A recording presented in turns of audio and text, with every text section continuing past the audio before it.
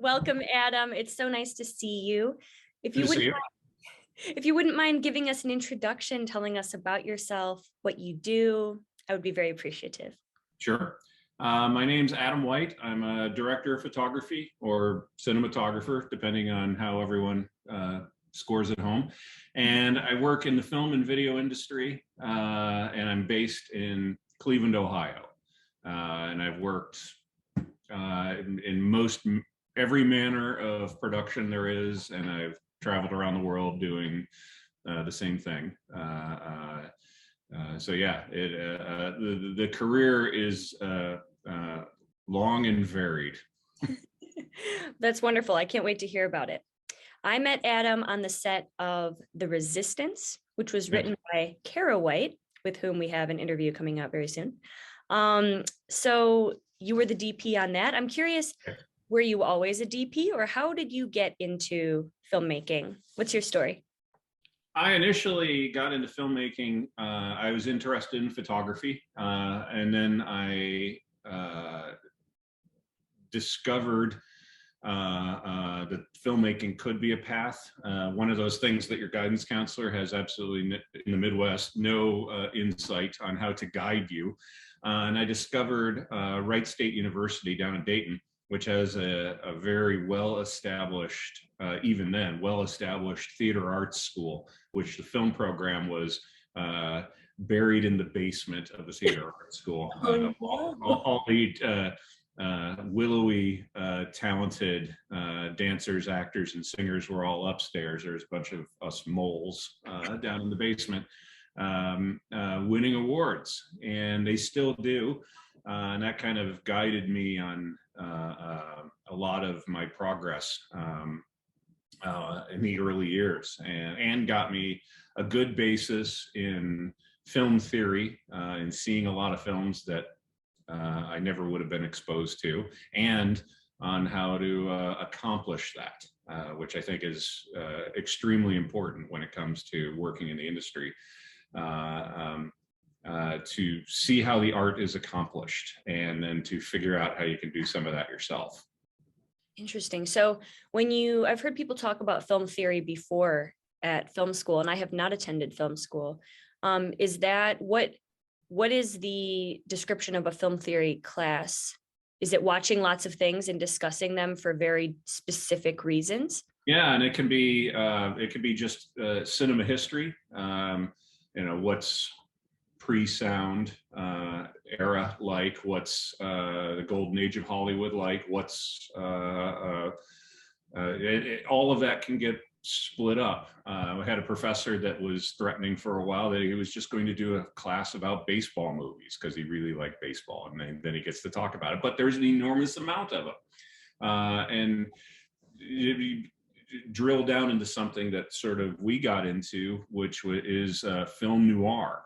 And to discover what that is, and that it doesn't have to be specifically Casablanca, but what is film noir when it comes out from that, and that film noir can exist in Cowboy Bebop and materials that are coming out now.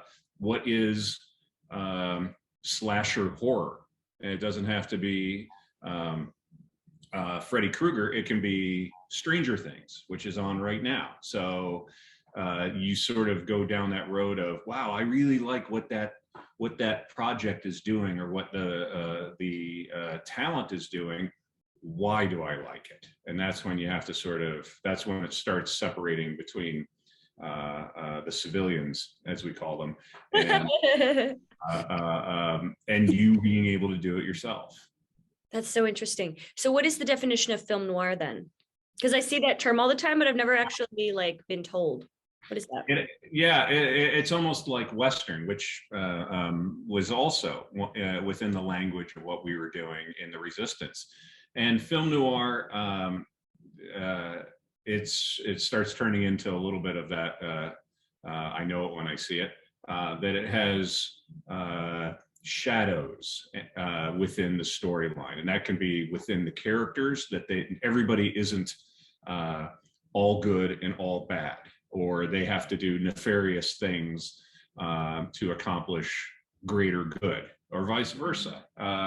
And good examples, the classic examples of film noir, which I had mentioned, Casablanca, which film noir almost has very, very similar parallels when it comes to Westerns. You have characters that have backstories, and we never, ever reveal them within those classic Westerns and classic film noir. And a hero, and because a lot of them were done in the 40s, that the hero was a man who has a checkered past. You have women, where you started coming up with the term femme fatale, where you have women that are riding the line between good and less good, and everybody's sort of got a scam, and the lighting style of that continues with that, that people are carved out of the scene with their silhouette,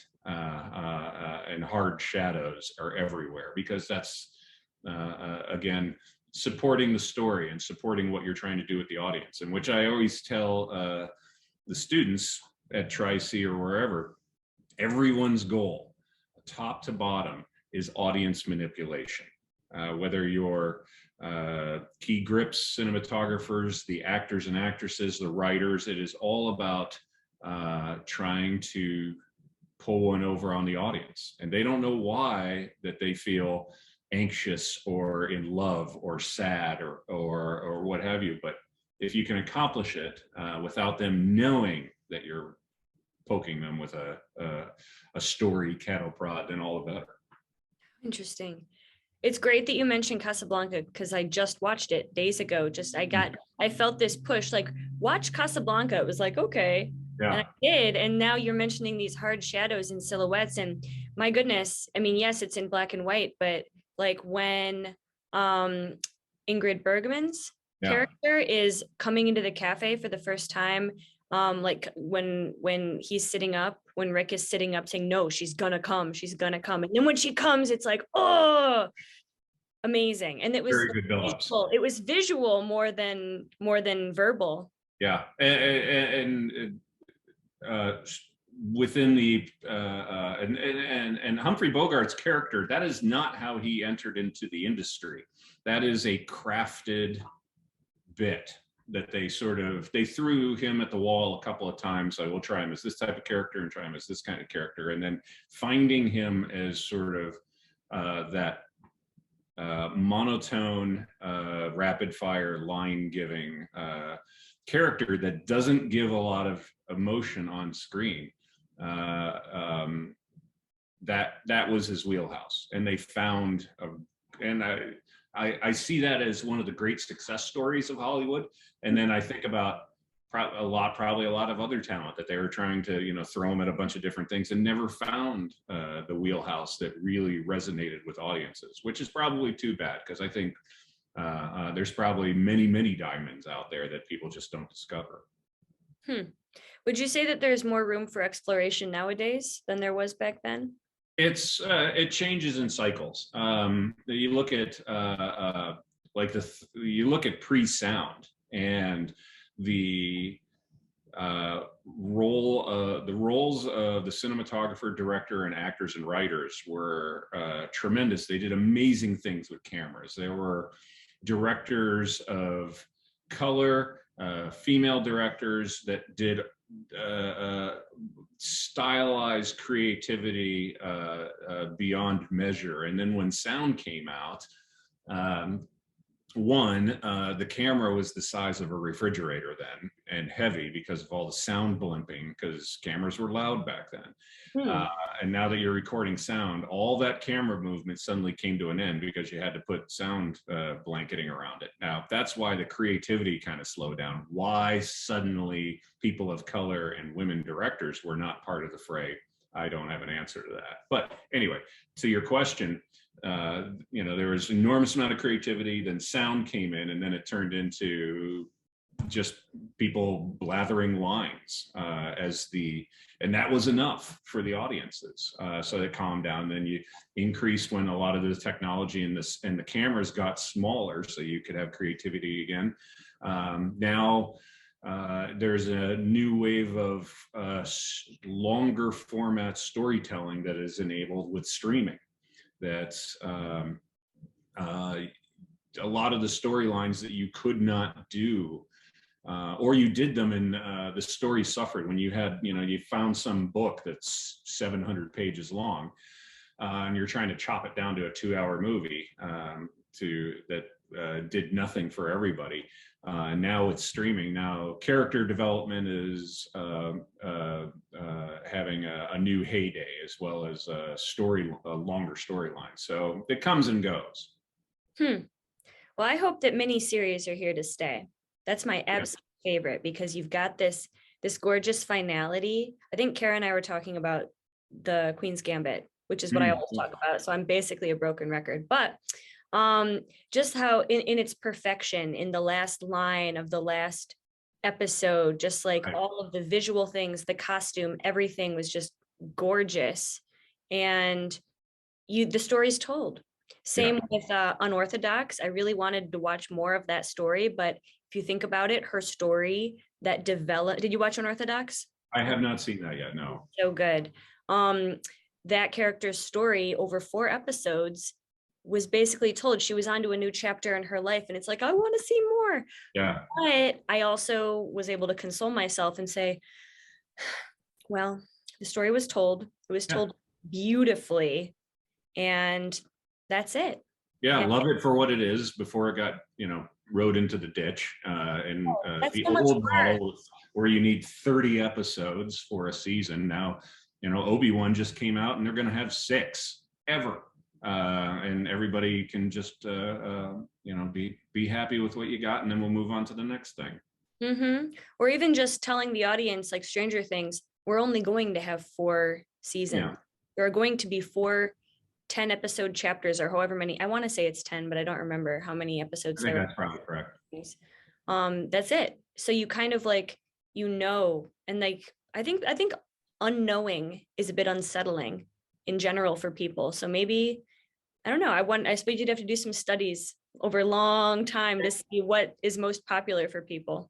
And it feels open-ended, that just the stakeholders can keep demanding more, and they'll just ride this into the ground and jump the shark numerous times before everyone just gives up on it because it doesn't make enough money, as opposed to having a real ending to it. Yeah. I want you to tell me about your trajectory from film school into being this DP. Did you do other crew jobs as well? You've done a lot of things, I bet.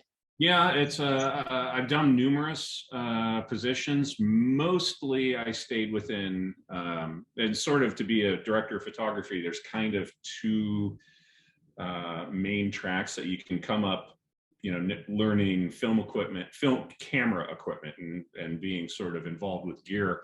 I came up through the lighting department with Grip and Electric, along with having a strong photography background. So I'm never really pegged down into, I only know this amount of camera work. The last time I actually ever took a class with cameras, it was a film camera. And so anybody that calls me up and says, hey, can you work on a Sony, whatever, and it's like, of course I can. And I'll look up the menus that night online, but camera's a camera.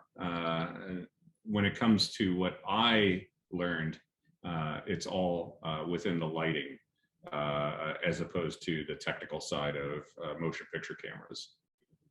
Cool. And would you say that having come up through lighting, or for somebody who comes up through the other track or with other crew backgrounds, that having done those other jobs impacts how you approach cinematography? Like, do you ever find yourself drawing upon that information? All the time. Within every job that I ever do, it's sort of the same skill set. 90% of this of the same skill set is used on every job, whether it's lighting talent, lighting a cup of coffee, or lighting a biplane. That it's most of it is the exact same skill set that we use for each and every one of them. I've done the offshoots that I have been an AD, first assistant director before, which there isn't any amount of money that will ever get me to do that again. Never. I did special effects for a summer when I was still in school, that I was called to do special effects in Cleveland. And it was work for the people that did Apocalypse Now and The Godfather. So I quit college with 3 Post-it notes, drove right up to Cleveland and worked for a summer with Hollywood legends. And then I went back. Then I went back to school and finished out. They let you come back? They did actually. Yeah. Wright State let me come back, and the Lombardis, Joe and Paul, they were very keen that I go back to school. They knew they'd seen it before of a 20-something-year-old kid seeing the circus and ready to run away and join it. So they wanted to make sure that my path was still going to be going back to school and finish. That's cool. So it's not like music school where you've got to drop out to make it big. I mean, actually, when I was there, Wright State had kind of a problem every once in a while because so many of the, not even alumni, but the current crop of students were getting hired on features. So they'd get into their senior year and then they'd go off and start becoming big deals. Well, they taught them too well. They did. And the alumni knew that they could come back and, oh, I need assistants. I'm going to go mine the college and bring them back with me. I think they've gotten better about that. But yeah, I remember I was on the dean's list until I started working on movies and sleeping on benches in the department. And I got a lot of experience, but the grades suffered a little bit. Oh man. Well, what are you going to do though? You got to go when opportunity calls. And and these are equally needed. The experience in the classroom to learn about things that you had never learned before, but damn, then you get to set and you're like, okay, it's all coming together and I see it. I see everything gel in front of me within the first hour of being there versus the past 2 years of being in the classroom. I see what everyone means actually, and that's part of the design of what we did with the Tri-C program, that we instructed them and then get them on set, get them to see the animal as quickly as possible, and then they get to see the working with talent, the working within the environment and the space to see, and it takes that that time period of adjustment and does away with it. And then once people see the animal, then they can say, I'm experienced on set, I'm hireable then. Right. That's so interesting. You know, that makes, and maybe you've heard of this, maybe you haven't. Have you ever heard of at universities what's called a co-op program? I've heard of it, but I know each university sort of has a different deal when it comes to that. So in a nutshell, at least at my university, anybody could go on co-op, which was 6 months of pure work, preferably full-time, but Right. it just, and then you go back and study. You can't do 2 co-ops in a row.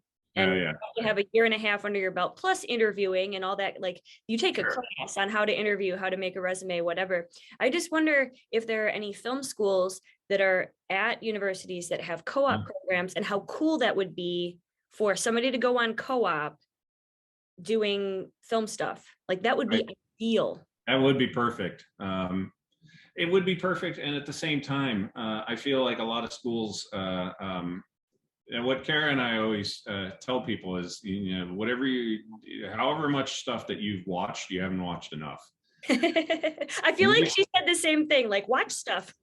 Yeah, you watch, I know she watches, both of us watch a lot of Turner Classics, and you don't have to like everything, but you should know what it is, that you should know that John Ford begat Francois Truffaut, that begat Steven Spielberg, that begat J.J. Abrams, that there is a through line with some of these people that grows the filmmakers. Directors of photography now reference back directors of photography in the 70s who all referenced paintings in Europe. And that's how people would grow up through the industry then.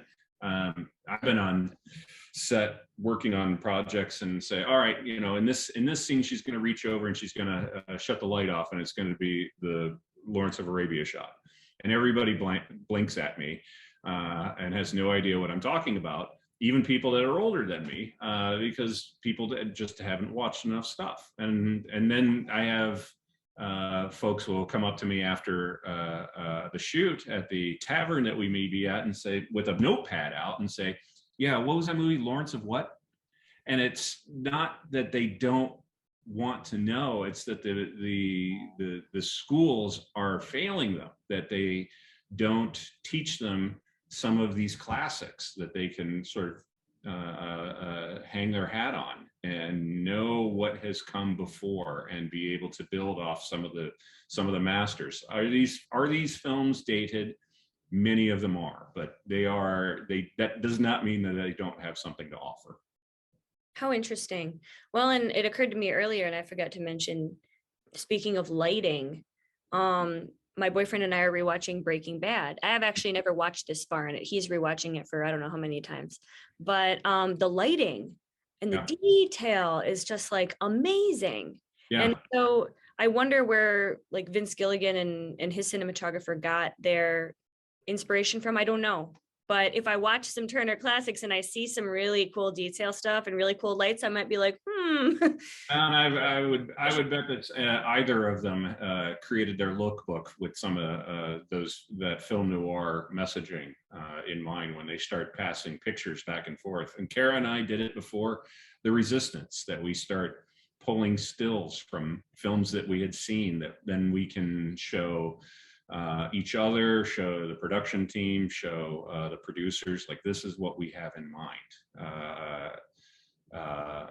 There's a really great sequence, and this is kind of famous. When they were making The Godfather, Gordon Willis was the director of photography on that, and they constantly wanted to fire him. They called him the Prince of Darkness. They're like, what's going, I can't see the actor's eyes, my God, he's ruining the film. And then they had to show it again and recolor time it, and then people are like, oh, you're actually a genius. We should give you an Academy Award. That's awesome.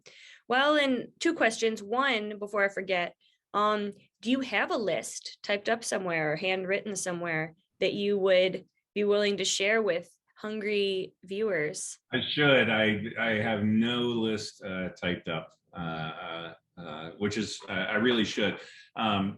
When we are teaching, I almost always say, go to the AFI Top 100. That's a good of looking on what films to see. And when people ask me what the favorite, what's your favorite film, I'm like, you can't do that. You got to at least start with a genre. There's 150 years of filmmaking to pull from. There is no perfect film that I've ever seen, but there's ones with some damn good scenes. Okay, good to know. And if you do decide to make one, specifically a typed one that could be PDF, I can link it. So keep in mind. Now, you mentioned the lookbook process, and I am really curious, what is the process from concept to like finished product? What is your process with the director? What is your role? How closely do you work together, and on what specifically? What's your step one, step two, step three? Sure. And this is the case with everybody. If you're an AC or a camera operator, on-set grip, whatever it may be, that an example would be Winter Soldier, which I worked on. And the A camera operator I started that as the D camera operator. A camera operator told me what I was shooting. I might have to interject here, here and there. How many camera operators are there? There could be as many as required. You do a sequence like in Cleopatra where it says, and Cleopatra enters the city, which is 50,000 people and lots of extras. There could be 45 cameras involved in that. On Fast 8, we had 21 cameras in one shot.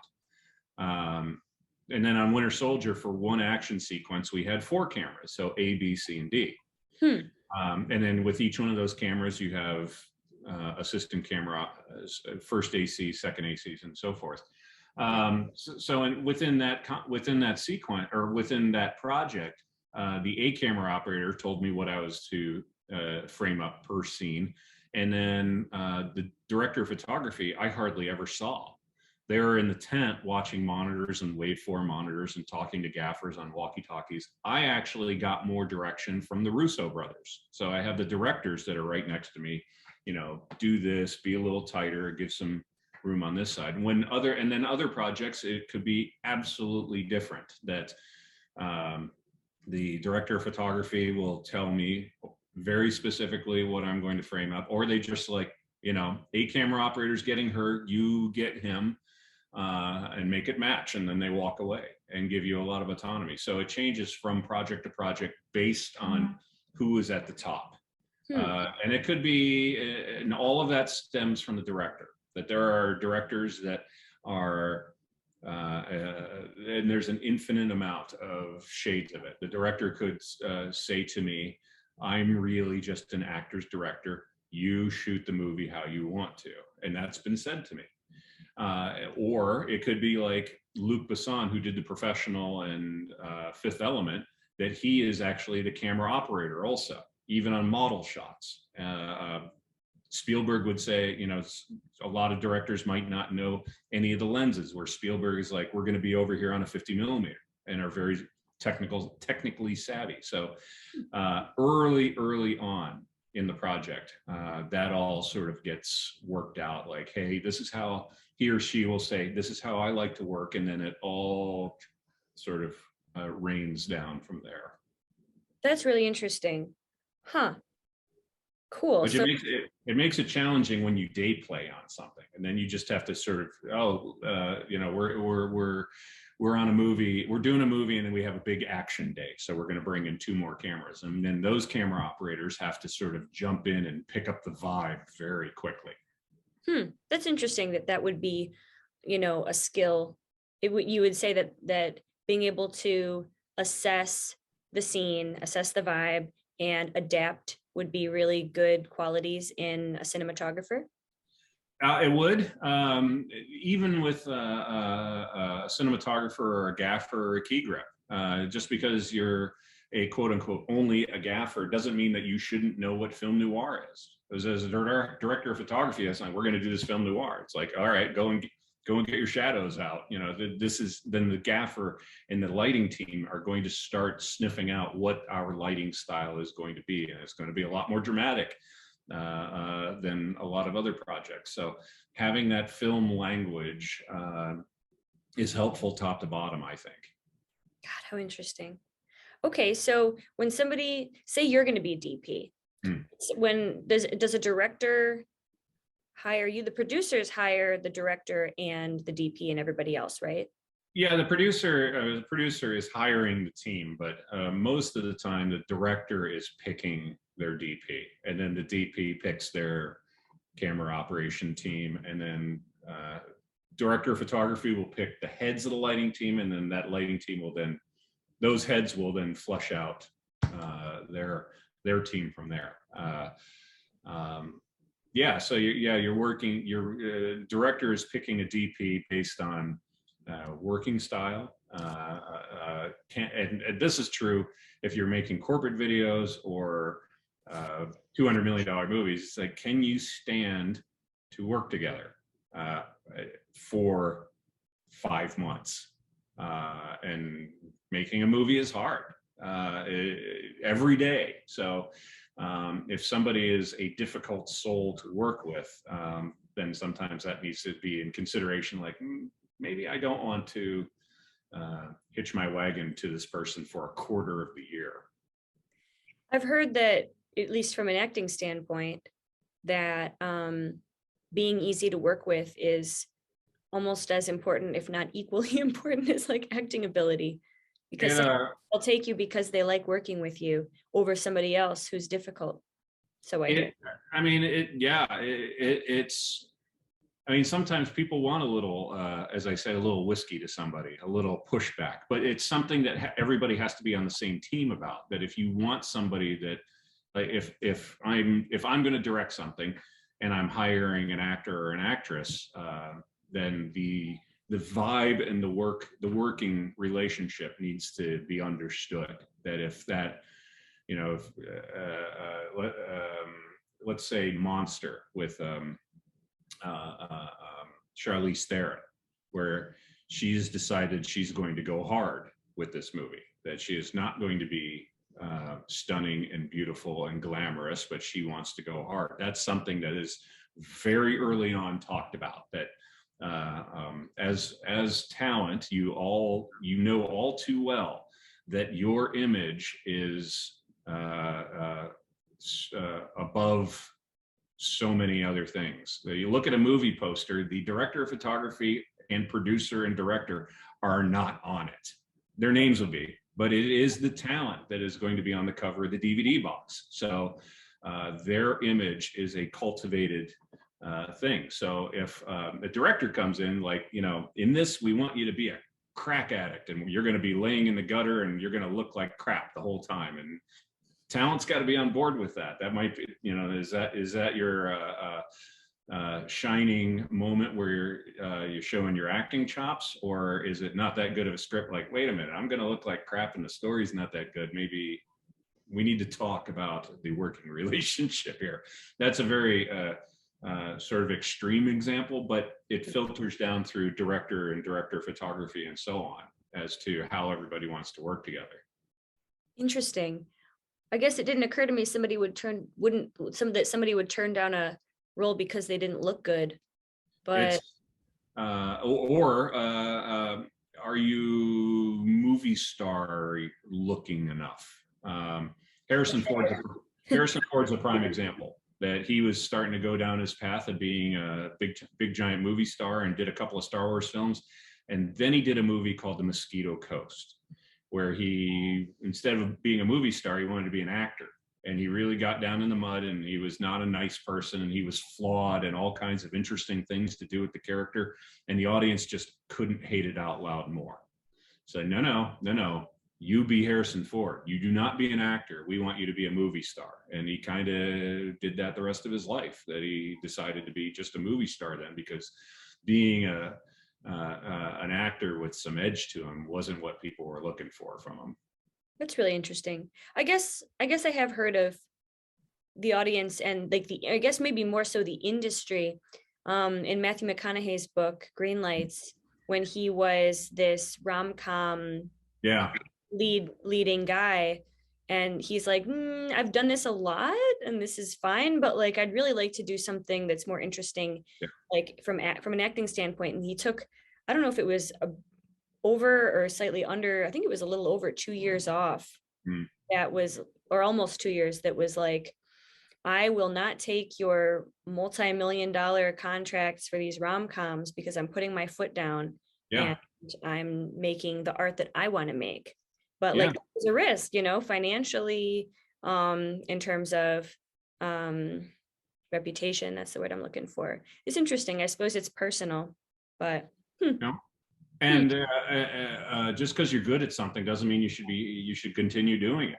I have a friend of mine that went to Wright State and then was going in through the camera department and wanted to be a director of photography. And he told me, like, he was in Chicago and he was having a really, he was getting hired as being a first assistant camera, but he really wanted to be a director of photography. And that's not something people automatically make the leap from and go, I know you're our first AC, but you know what? I'm just going to make you a director of photography, even though you have no experience professionally doing that. It's not true, but anyway. And a director of photography told him one day, here's what you do. You take all your first AC cards and you throw them in the trash and you get new ones printed up that say director of photography. Now you're a director of photography. And like you said, you have to be prepared to take the hit, that you are going to have, it's going to be leaner as you're sort of making that transition. But it ultimately will probably be a happier time because you've invested in yourself and you've committed to going down that road. That's super interesting. Makes sense though. So let's just say that you were just hired as the DP on a project. what happens from start to finish? The first, if somebody contacts me, we'll go through the nuts and bolts and say, what's the schedule for it? Because being a director of photography, if it's a movie, even if it's a low budget movie, you're probably talking about 6 weeks of time that you're going to have to carve out. So then the second conversation probably is somebody needs to send you a script. So you have that working relationship that's based on something. And then the third is to have a conversation with the director. What are you thinking with this? What road are we going down with this? Is this a broad comedy? Is it a naturalistic drama? Tell me the vibe. And then, yeah, we'll start probably trading photographs, lookbooks, clips. They may even whole films that they'll recommend for me to take a look at. And then after everybody gets their pie in the sky aspirations, then we start saying, all right, how much money does there exist for this? Can we have cranes and helicopters and all that? Or are we, handheld shooting from a bicycle? So. Okay. And so then throughout the story and like throughout the actual filming, you're working super closely with the director. Is the writer there too? If it's a different person, director? Yeah, typically the writer, and sometimes it's the director and the writer, the same person, but typically the writer is not exclusively part of the process, at least in something that would be a person that I would work with. The director and the producer may work with that, and even the talent might work with the writer, but not so much with me. And also, I would work with the production designer early in the process of, hey, in that scene, in that apartment sequence that we're shooting, can you paint the walls darker? We want the actors to pop out a little bit, or we want them to bleed into the background, so it all starts working together. That we want the talent, let's say that we want them to be part of this dystopian nightmare. Maybe everybody is wearing white and all the walls are white also, so they just kind of bleed into it. So that's wardrobe, lighting, production design of the set. All start working together based on what the director has in her or his head. The production designer. I feel like I've asked people about different roles before as I'm, learning. Okay, I don't think I've heard that role tossed around before. What is that person's expertise? Like organization? And it's a lot of it is designing the look. You look at back in the day, the production designer was more important than the DP. You look at some of the grand, huge MGM musicals. The production designer to design The Wizard of Oz is much more important than the director of photography. They would design the set that's like, all right, basically, I guess I'm shooting that way because that's the only look that has been established. But if we were making the film of this scene, production designer would have decided what the color of the wall is, what pictures are hanging up, where the lights are hung in here. Are there practical lights? Can you see outside? Oh my God. I would love that job. It can be very engrossing, and it's a very competitive field to be able to get in there, because you are king or queen daddy of the look of that film. And whether it's a rom-com or it's Game of Thrones, production designer is deciding top to bottom what that looks like. And that's not somebody by themselves that's sketching, but they'll have long conversations with concept artists and start, if the film has the budget for it, and they start designing the costumes and the gowns and the looks of everything, and starting to hand those off. And bigger films like one of the Star Wars films or Dune, or somebody might come the director will come into a room and be covered with pictures, and they just look like that one, not that one, and that one, and walk away. And it's all what grabs their eye and what jives with what's in their brain. You're And it's describing a really cool position, man. Wow, very much. that's awesome. I Yeah. love that. Okay. I've like lost track of what I was gonna ask you. Like, amazed. Okay. And so then on the actual shooting days, pretty much everything is established already, or like you, It can, okay, oh, I know you mentioned lookbooks or like vision boards. That's not the right term, but like a storyboard. storyboards. Yeah. Yeah. What at what point does storyboarding come in, and how closely do you follow it? It again, it comes from the top down, and it could be a mixture. Some directors love storyboarding, some don't love it, and some will storyboard just a particular section because it's very, very complicated. Or they'll go even farther than that and have an animatic created.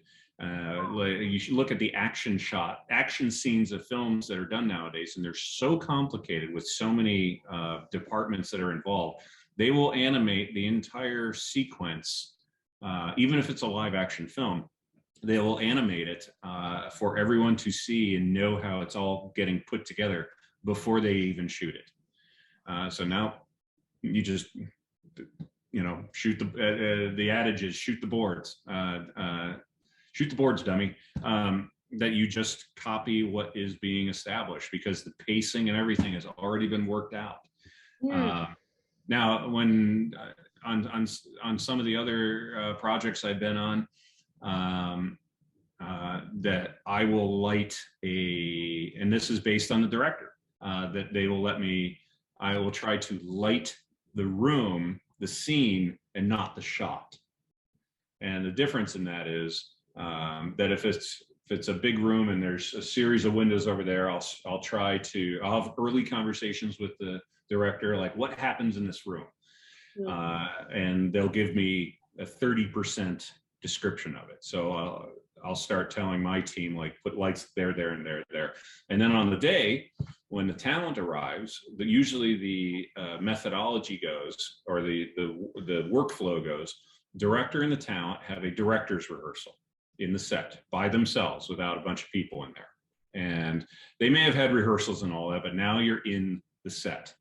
And curlers still in your hair, haven't even been through hair and makeup yet, much less wardrobe. And you're just working out and sort of getting that down. And then when it's sort of down, then they have another rehearsal with department heads can come in. The director of photography can come in, head of lighting can come in. And now it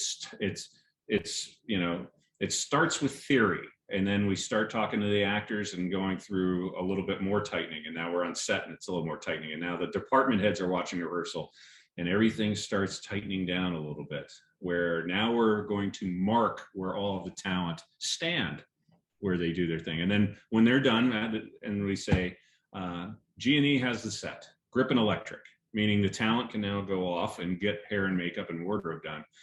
And now is when I will light specifically for where I know the talent have decided that they're going to work, as opposed to, and that is how I was working, as opposed to early on going, I've lit here and I've lit there. Those are the places that you need to go stand at. Now it's all a collaborative dance, and with the talent, some are they all ask the same question. It's in different technical ways that they ask it. That somebody will say, how tight are we? Are we on a wide shot or are we up here? Or they'll go, what do you want? And I'll say, I'm on an 85 mil. And they go, okay, because they know that's going to be like this nice tight shot here. And as an actress, now how much to give, based on the size of that lens. Well, and for the actors watching, I have two questions. One, the people who are doing the marking and everything, that's first team would be, and then second team comes in to get do the lighting. Okay. Yeah. So when electrical comes in, that's when second team comes in and does their thing. Yeah, the first team talent has gone through their rehearsal, and they may not even be off book yet, but they've gone through the rehearsal, and with in front of DPs and gaffers and their stand-ins. And then they go, all right, away with you, go get made up. And then, because I can't light air. So Right. I'll have second team standing there that hopefully is the same size, shape, and color of the actual first team, which I've done movies with. I did a movie with 3 stand-ins. That we had 3 people that were stand-ins for the entire cast. So yeah, when one, and ideally the stand-in is supposed to be the same size, shape, color, and hair as the talent, but sometimes it doesn't work out. It's better at just lighting a mop that's out there. Right. So my other question is, I mean, you mentioned that actors, that first team might not be off book. Is this the rehearsal where they're literally just saying their lines? They're not really giving anything at all? Even because we don't care. I mean, we and the director usually will say, like, for the this rehearsal, just 20%, just show. And the thing that is nice is if it's even if there's no stunts involved, but say it's a little bit energetic scene, it's an argument or something, then okay, then the camera operators who can never be surprised, they should never be surprised, will know, like, okay, he or she's going to be energetic and might run across the room and grab somebody by the collar. So, which can happen in the rehearsal, but at 20%. So everybody can kind of save their tank of gas for the day. Interesting. Okay, cool. Very cool. And so, okay, so then first team has gone off to the makeup tent, and then lighting comes in, and then you get to it. Now I'm curious about your work with actors and how actors can make your job easier. What can we do to maximize efficiency and best serve the project from your perspective? I mean, like I said, is to watch a lot of stuff and to watch what the people you feel do a good job. What are they doing? I mentioned Harrison Ford earlier. He said one of the most important relationships on a set is between the actor and the dolly grip, to hit those 2 marks at the same time. Dolly grip. A dolly grip, the person that is pushing the dolly that the camera is on. Okay. Because that dolly might be pushing towards the actor as they're saying that important line, and you want the director wants that camera to hit this, to stop, and the actor to say, have a particular beat probably at the same time. And it each is watching each other, and it takes a couple of takes, but usually the dolly grip can, after 1 or 2 takes, now starts getting the cadence of that actor and knows, like, oh, okay, I know where he or she does her beats and does her rests, and it helps. A thing that is also, I have been hung out to dry before, is by a pump faker. A what? A pump faker? A pump faker. In football, it's a fake throw. Like, you fake that you're going to throw, that's a pump fake. And with the way an actor will pump fake, that somebody will say, all right, follow that actor when they stand up, and say the actor is doing a scene, they go, and then they stand up. And if they do a little pump fake, then if I'm on a tight lens, I might rise up. Oh no, they didn't actually get up. They just rose up a little bit. That is a pump fake. Okay. So everything that an actor or actress is doing has an effect downstream. So I guess what that in turn means for the talent is to have an idea of the technology, of the technical requirements that everybody's doing. Hitting a mark could very simply mean you're going to be in focus or not in focus. Now, right. Usually the lenses you guys use, it's a fixed focus. There is somebody that is pulling focus all the time, that is adjusting all the time, but they're also adjusting I mentioned that the operators need to always be have some knowledge of what's going to happen there. You can't just go and wing it all the time. The people pulling focus are the same way, that they're always adjusting focus all the time. And it doesn't necessarily mean somebody that is running a great distance. It could be just somebody that leans forward on a particular line. Okay. And the focus has changed from, 3 feet back to 2.5 feet. And that could be all the difference between my eyes being in focus and now just my ears are in focus, but my eyes aren't. And the operators and the first ACs may ask that sometimes, like after you did the first take, and they go, when you brought up your brother's name, or you leaned forward, are you going to lean forward again? That sort of thing. And it's not a question of you shouldn't do that. And they probably, and again, it all depends on the relationships on set, that the operator may not have that relationship with the talent. So they may just lean back and say to the director, are they going to do that again?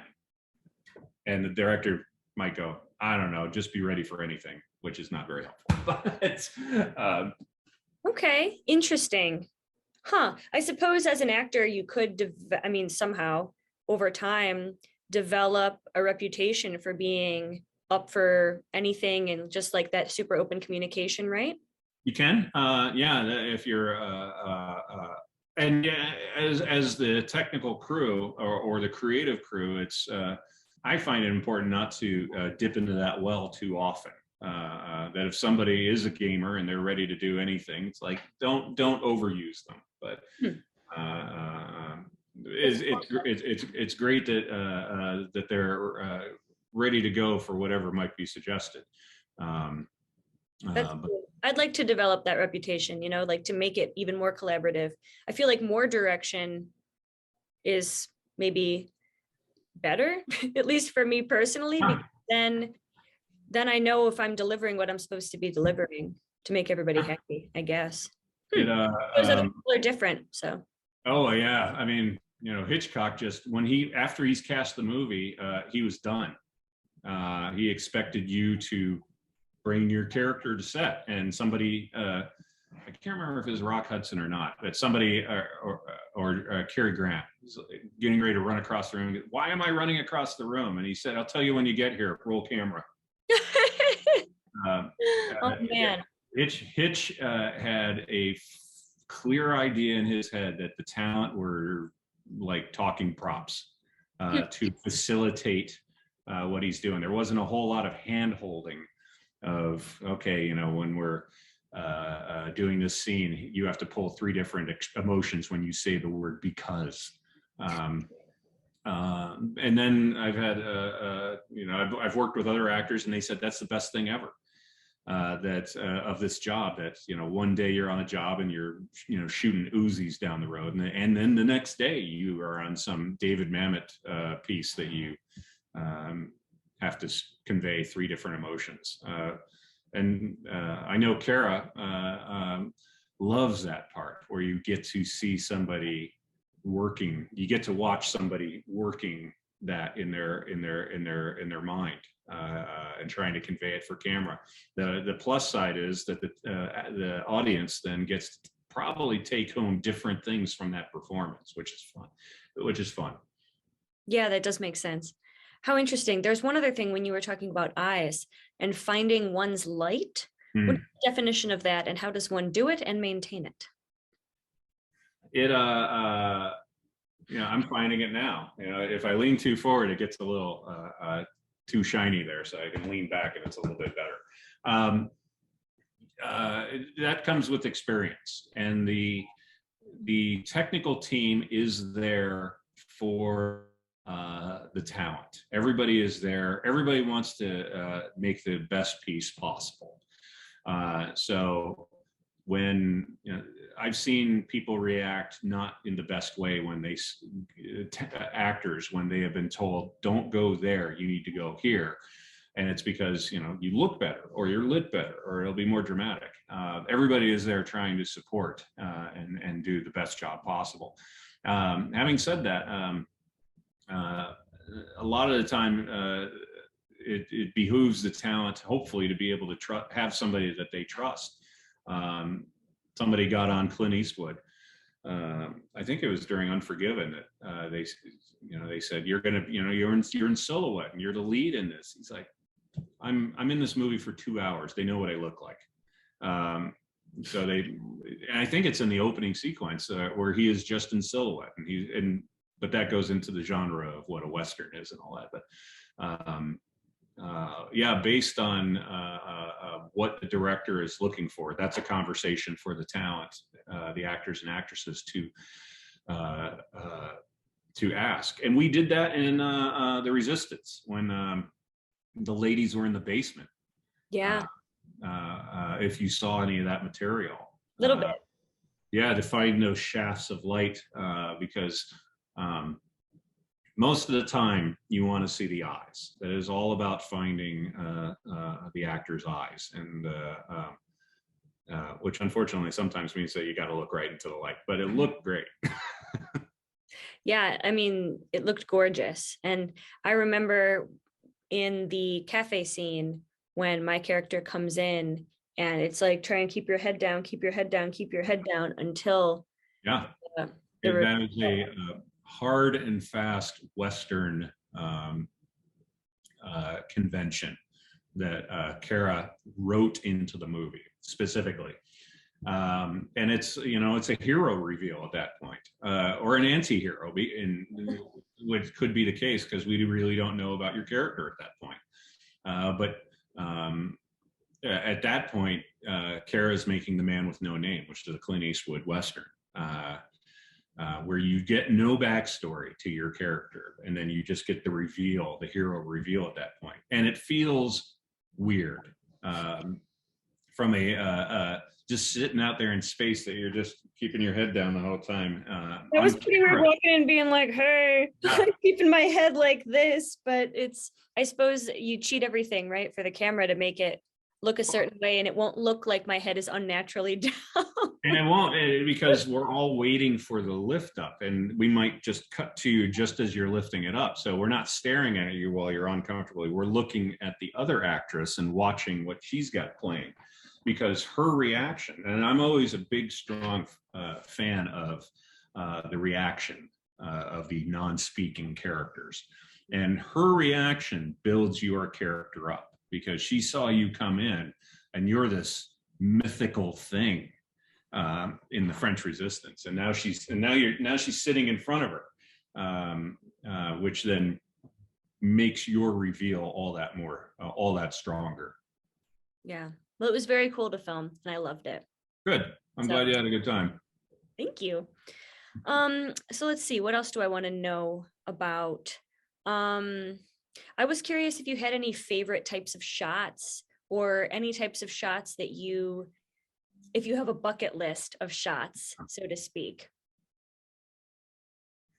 A bucket list that I want to do at some point. Mm-hmm. I mean, maybe some favorites you've already done. Who knows? I mean, you lifting your hat up's a pretty good one. I do. In building a scene, I like to. It is enjoyable and satisfying when whatever the payoff shot is, or the payoff moment of the scene is, which could be like a heroic turn. It's that whatever you have been building towards, and that's the way that I like to work towards a scene on, like, where are we going? What do we need to get to? Which is a good way for writers to write and story structure to go. It's like, and if I ever have to edit something, I edit the last scene first.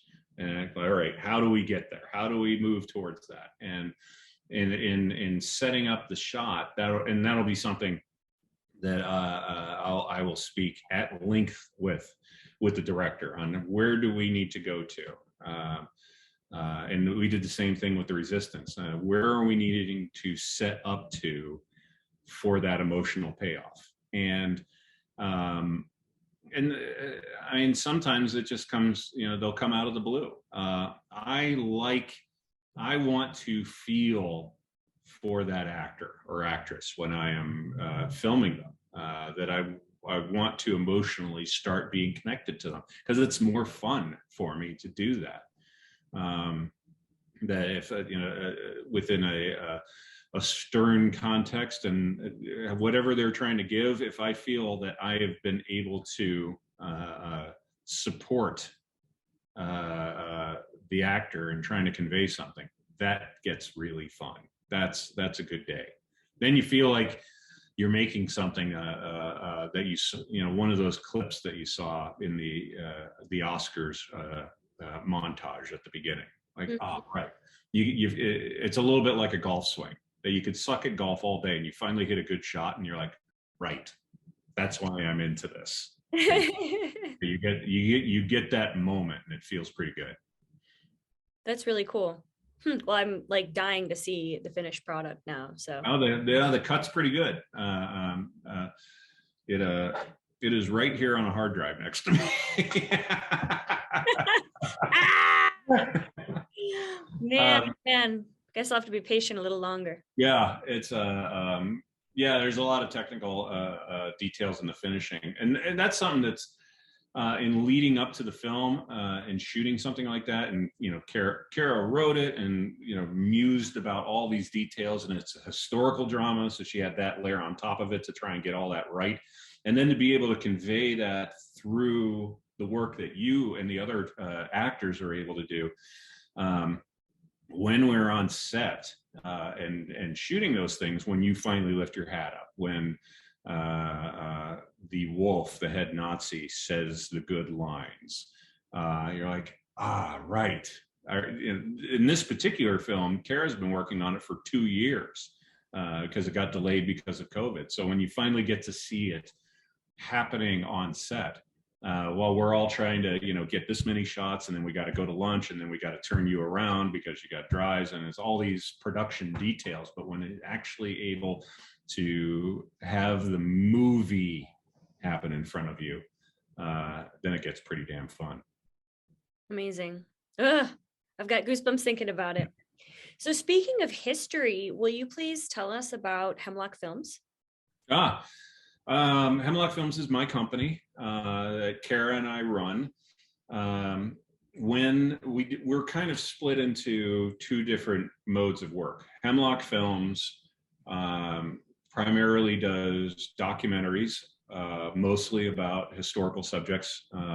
And then when we're not doing Hemlock Films things, Kara and I are both freelancers, and she will do art department by and large, and I will do camera. So when movies come into town, big giant movies like Fast 8 and things like that, particularly Fast 8, which had hundreds and hundreds of people, her and I worked on it and never saw each other. Amazing. They had a craft service budget of $3,000 a day. It was a huge movie.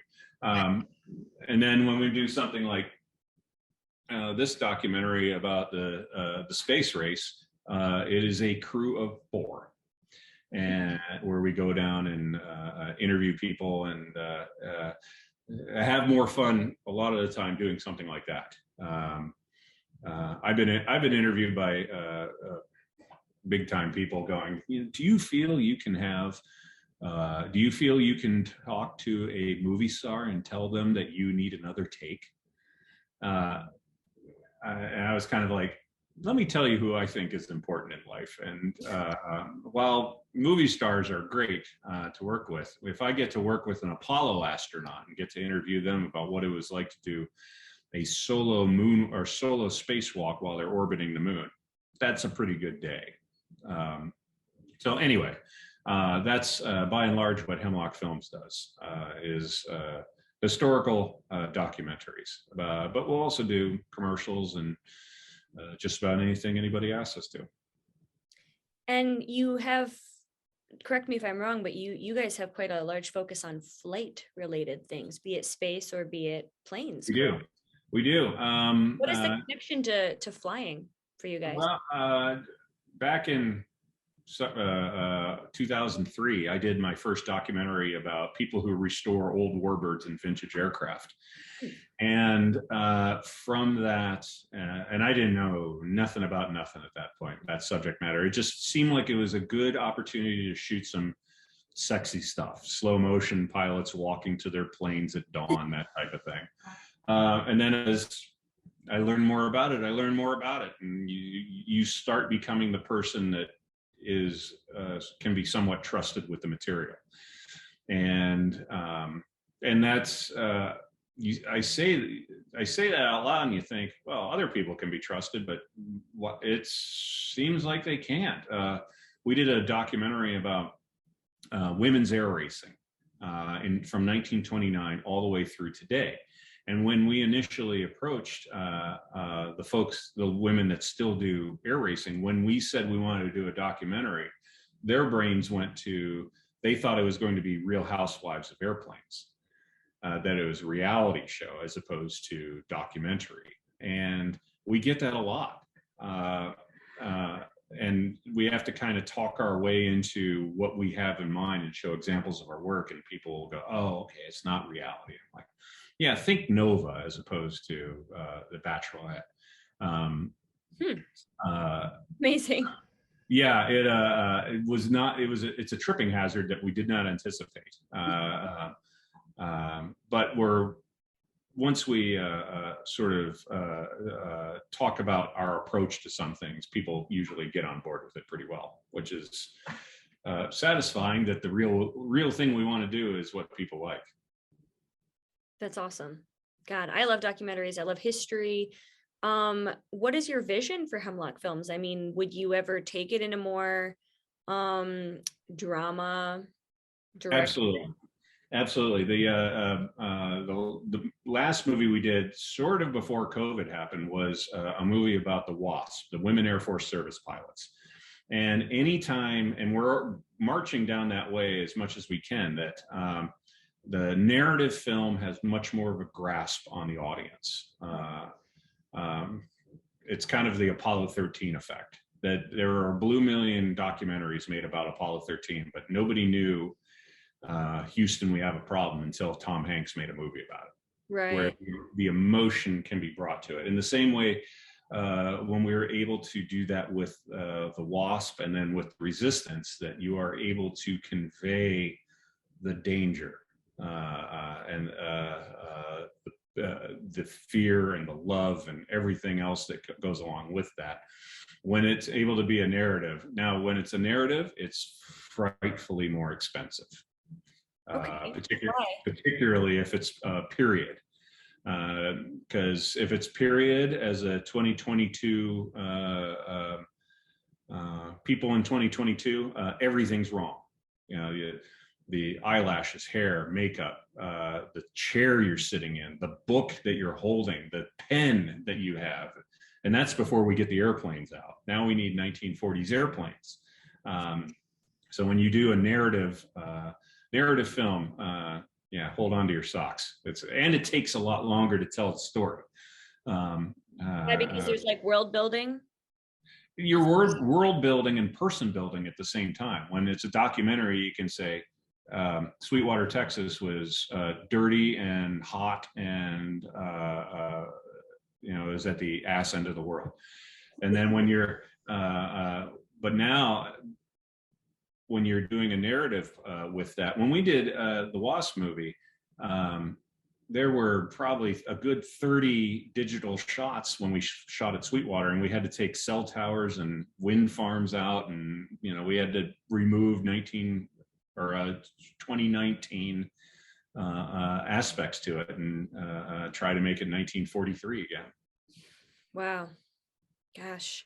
And the actresses trying to get in the mindset of being a 1943 woman who has decided to do something that women don't do.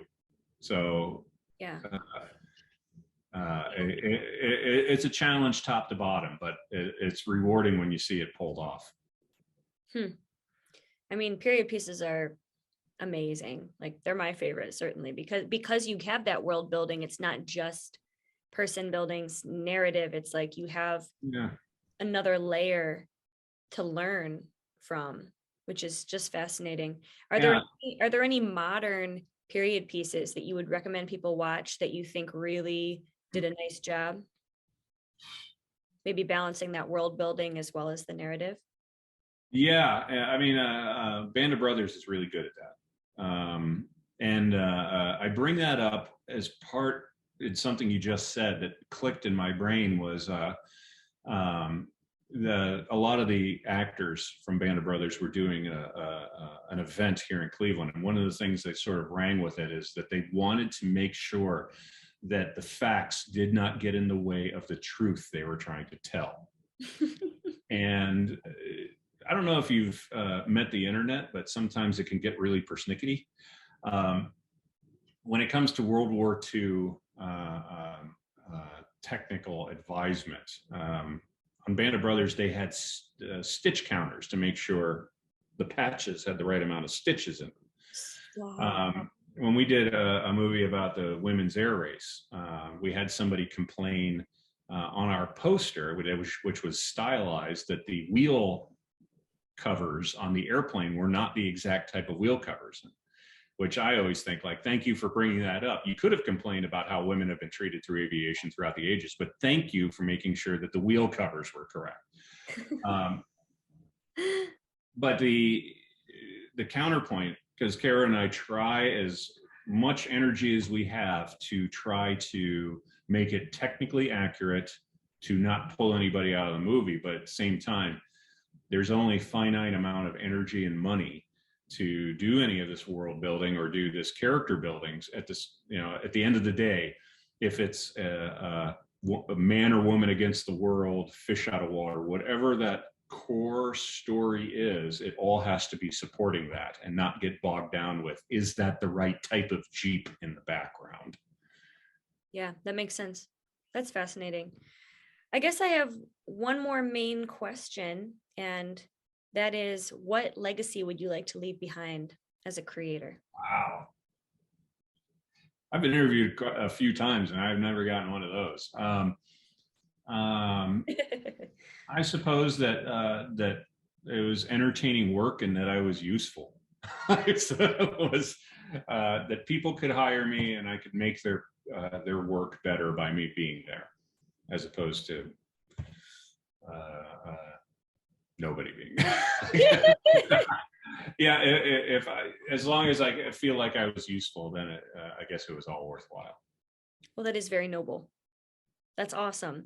Adam, is there anything else you'd like to add? Any advice you'd like to give to actors, to potential cinematographers, anybody joining the industry? I would say go early and go hard. You're thinking about, maybe, should I go to LA? Go to LA. You can always come back. Make the movie, make the short. Just make, and watch. It will be bad, the first stuff that you make. My dad gave me the advice when I went to college. He goes, you're gonna make something bad, make it short. I think he just thought my stuff was gonna be bad, so he just didn't want to sit through a big long movie of it.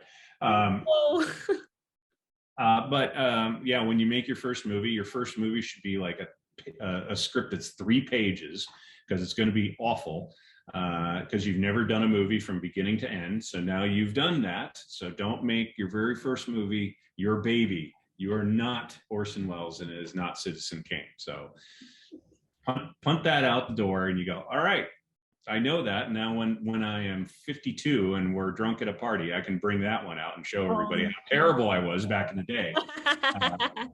And now let's move on with our careers. But yeah, go hard and go early. You'll never be disappointed. And take chances.